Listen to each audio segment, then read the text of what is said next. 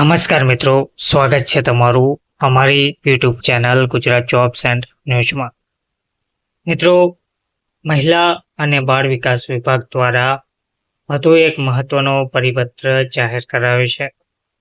મહિલા અને બાળ વિકાસ વિભાગ હસ્તકની સંકલિત બાળ વિકાસ સેવા યોજનાની ₹100 કરોડથી ઉપરની ચાલુ બાબતોને વહીવટી મંજૂરી આપવા બાબત આ પરિપત્ર જાહેર કરાયો છે।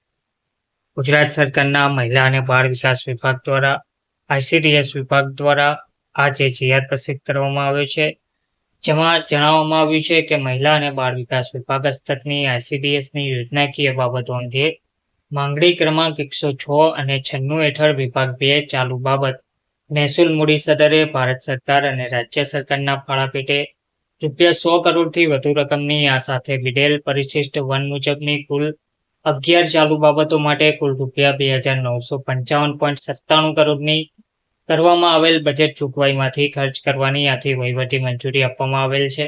આ અંગેનો ખર્ચ સામેલ પરિશિષ્ટ વનમાં દર્શાવ્યા મુજબ જે તે અંદાજપત્રીય સદરની બજેટ જોગવાઈની મર્યાદામાં નીચે દર્શાવેલ શરતોને આધીન કરવાનો રહેશે, જેમાં શરતો આપેલ છે, જેમાં અગાઉ પરિપત્રમાં જણાવેલ શરતો મુજબ આ શરતો રહેશે।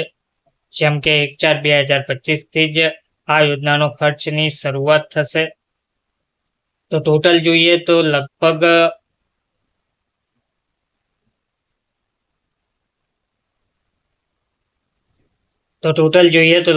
42 જેટલી શરતો આપવામાં આવેલ છે। તેનું યોગ્યપણે પાલન કર્યા બાદ આ રકમનો ઉપયોગ કરવામાં આવી શકશે। આ ઠરાવ વિભાગની સરખા ક્રમાંકની ફાઇલ ઉપર નાણાં સલાહકારશ્રીના પરામર્શમાં સચિવશ્રીની તારીખ 25/3/2025ની નોંધથી મળેલ મંજૂરી અન્વયે બહાર પાડવામાં આવેલ છે।